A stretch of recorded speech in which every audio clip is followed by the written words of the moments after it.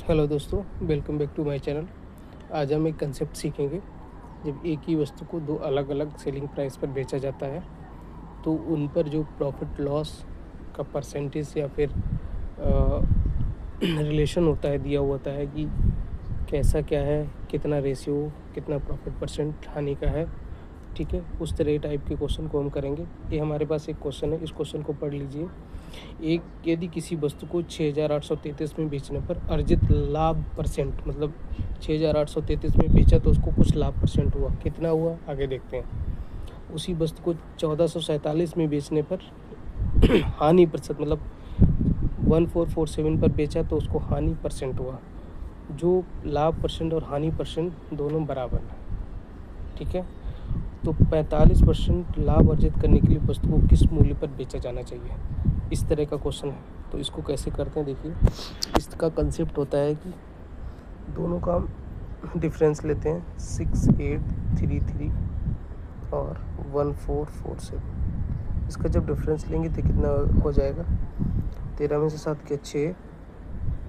ठीक है, इधर 12 बचेगा, 12 में से 4 गया 8, और इधर 7 बचा, 7 में से 4 गया 3, और इधर 6 में से गया 5। ठीक है, ये डिफरेंस हो गया। ये डिफरेंस और इनका रेशियो दिया है कि पहले वाले पे प्रॉफिट होता है, दूसरे वाले पे लॉस होता है।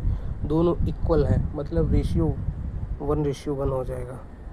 ठीक है, और आपको याद यहाँ पे क्या रखना है कि अगर प्रॉफिट और लॉस हो, मतलब एक प्रॉफिट एक लॉस हो, तो उनका सम जो होता है, रेशियो का सम इसके डिफरेंस के बराबर होता है।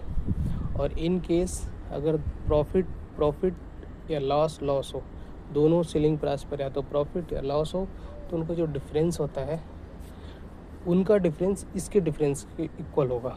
ठीक है, तो यहाँ पर प्रॉफिट लॉस है तो दोनों का सम हो जाएगा। तो 2 की वैल्यू कितनी हो जाएगी, 5386। तो 1 की वैल्यू कितनी हो जाएगी, 26 दूनी 52, 2 नियम 18, 2 3 6। ठीक है, ये हमारा 1 की वैल्यू होगी। तो ये प्रॉफिट भी इतना ही हुआ, लॉस भी इतना हुआ। ठीक है, जब हम सीपी निकालेंगे तो हम सीपी कैसे निकालेंगे, तो वो प्रॉफिट जिसमें हो रहा है या जो बड़ा वाला है उसमें से घटा दीजिए, और जो छोटा वाला है उसमें ऐड कर दीजिए। ठीक है, तो हम घटा देते हैं। 3 में से 3 गया 0, और 13 में से 9 गया 4। ठीक है, ये 0 है, और इधर बचा कितना, 7 में से 6 गया 1।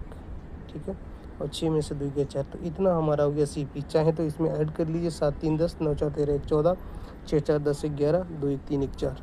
दोनों से सीपी सेम ही आएगा। ठीक है, आगे हमें क्या करना है। अब हमसे पूछा है कि अगर इसको 45% लाभ अर्जित करना है तो किस मूल्य पर बेचना चाहिए। ठीक है, इसका निकाल लीजिए।